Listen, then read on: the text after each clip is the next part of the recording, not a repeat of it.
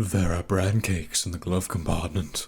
Oh. So here we are again at the end of another year. Holy crap! It's weird. It feels like I did a video called 2021 on December 31st of last year, and I was talking about all the plans that I had for this year, and then what I was going to do and how I felt about the crazy sort of pandemic year that we all went through. And it feels like it was only yesterday that I made that video, but yeah, it was a whole last year. I went through and I watched that video again, and I kind of just wanted to say some things, say some things about what my plans were and how things actually turned out, and what I think I'm going to be doing in the future. First of all, I was really sad by the fact that I had so much hope. Um, that's not really something you should be sad about, but it was something that made me very sad because I went through 2021, and this was by far and away one of the hardest years I've ever gone through. For some people, and it's interesting because everyone could agree that in 2020 it was a dumpster fire year. Like nobody liked 2020, and that was kind of my point in all this. Was like in the last video, I was like, well, 2020 had some perks for me personally, but now as we go into 2021, people have very mixed feelings about it. I've heard people say this was a great year for them. They had a chance to sort of get back into the swing of things, get back and enjoy life, and enjoy time away from home, enjoy time with their family and their friends, and that's great. That's all awesome, cool stuff. For me, there was a bit of that. I had a chance to really, really connect and develop a much deeper friendship with my friends Sam and Tim. And that was very important. That was probably the biggest highlight of this entire year, was the opportunity that I had to be able to hang out with them and talk to them and just do stuff like we normally would. But just to recap the absolute shit show that was this year. In the summer, I went and applied for a job. I didn't spend very long there at all before I realized that that was not for me. I was not ready yet. I was still kind of paranoid about COVID cases, and I was still very anxious with regards to my social anxiety skyrocketing and depression, and just sort of fighting mental illness while trying to work, as anybody knows, is an absolute nightmare. So I wimped out, and then I felt very, very bad about that. I felt very disappointed in myself. Right before that happened, me and a person I've been in a relationship with for 5 years cut ties and are no longer together. After the job failure, my grandmother fell and in the garage. I was like right there when it happened, and she fell and broke her hip. So she had to go to the hospital during a pandemic, which is a nightmare. So we had to take care of her for a while she recovered. She's made a great recovery, by the way. So nobody worry about that. She is tough as nails, that woman. She is amazing. Right after that, we had found out that my mom had skin cancer, and she had to go and get that removed. Again, very lucky, dodged a bullet on that one because it wasn't very deep. It was like stage 0. It didn't spread. It wasn't very deep into her skin at all. So we were able to get it cut out real quick, and there was no problem. But it just meant lots and lots of worry. Everything was just worry this year. So much anxiety, so much fear, not only about the Delta variant that cropped up towards the end of the year, and now Omicron is in full swing and freaking everybody out. But on top of that, all of the personal stuff, medical issues. My grandma, my mom, we weren't sure if my grandma was going to make it for a while there. She's having a hard time in the hospital, but it was a really, really bad year. I don't think it was the worst. I still maintain this was not the worst thing I've ever experienced, the worst time of my life. I've had way worse moments than this, but so I'm thankful for that at least. But this year sucked, and it's been so demoralizing for me. I've never felt so insecure about my own abilities in such a long time. I mean, I haven't felt this way since I was a teenager, but now I'm at a point in my life where I don't know what I want. It seems like every avenue I'm trying, I'm not getting anywhere.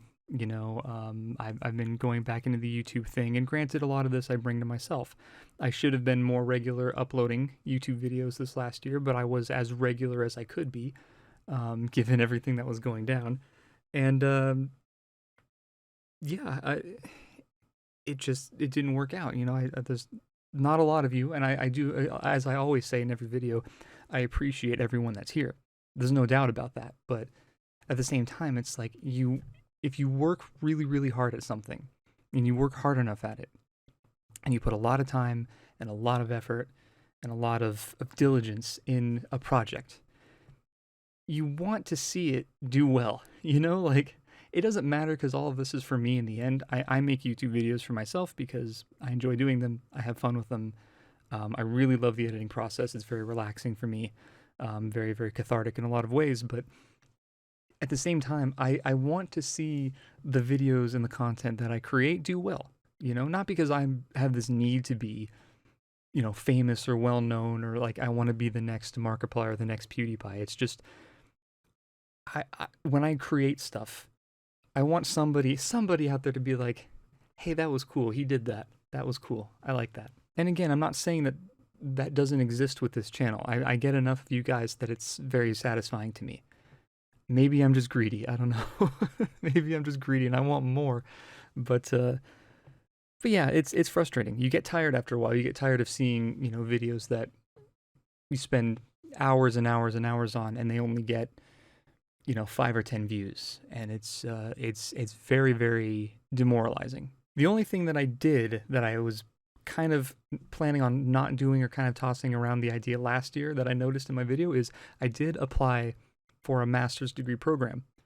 And so, a couple of them actually. I would be pursuing creative writing, and so I'm just kind of hoping that that goes well. That the colleges I applied to will appreciate it, and that they'll like what I have to say.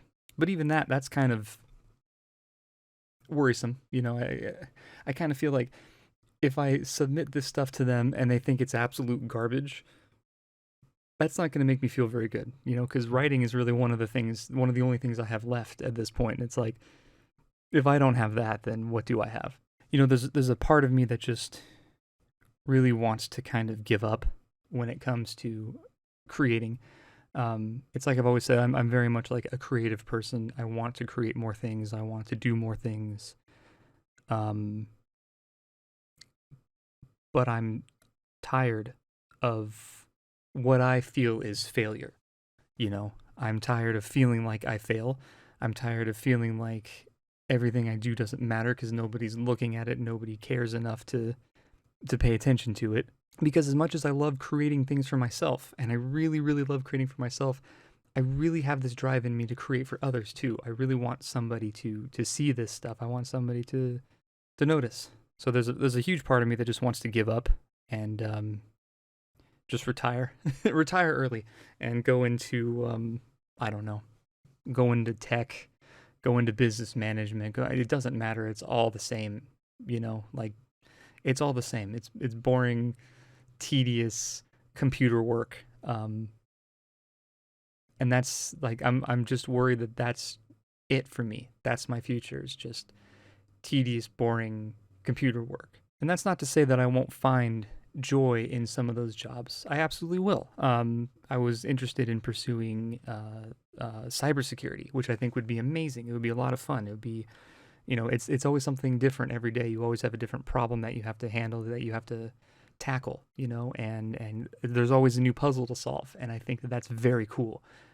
I would love to do something like that.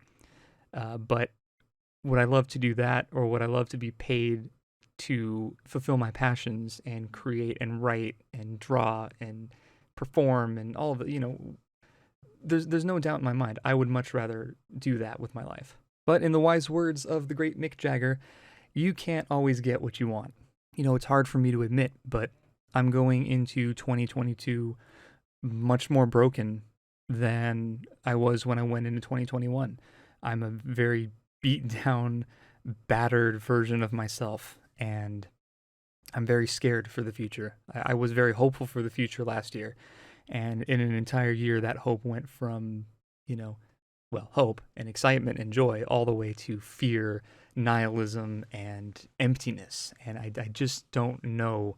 It is amazing to me sometimes. I'm not sitting here belly aching. I'm actually more fascinated by this, that somebody's life, anybody's life, it's not just mine. This could just happen to anybody that, it's like, what is that thing with the Joker, right? Like you're one bad day away from becoming me, and that's kind of how I feel about this is like, I just had a really bad round of luck and it just flattened me, It's like, it's amazing what life throws at you. You never know. You've got all these ups and all these downs and you put them all together and, that's the collection of your life. So I don't know what the future holds for me. It's scary. It's definitely very scary. There's a part of me that, like I said, is definitely really very, very close to giving up. Just giving up on these sort of, naive and almost childish ambitions for the future. Trying to be successful while creating things and realizing that nobody cares about the things you're creating. It's a very weird sort of consonance or is it dissonance? I can't quite remember. I wish I came into this more positive. It's the end of the year. It's the happy New Year. Well, I'm gonna keep going. I'm gonna keep trucking. There's some good news on all of this. Okay, I promise. There's still some projects that I'm interested in that I'm working on.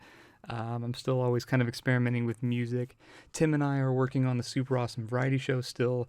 I will leave a link to that in the description. You can check it out. It's a podcast that we work on, and we have a lot of fun with it. It's one of my favorite things to do. It's definitely something I look forward to every week. So if you guys want to check that out, please do. We would both really appreciate it. Like I said, the future's uncertain, but I don't know. I don't know how much YouTube is going to be a part of my future. This might be one of the last videos for a while until I come back, or maybe I don't. I don't know. I'm sure there will be more YouTube in the future just because I like making videos. I really enjoy it. And so, we'll see. We'll see how this goes later on. I've got other projects I'm interested in. And of course, there's always the option of quitting and, going into a more boring field.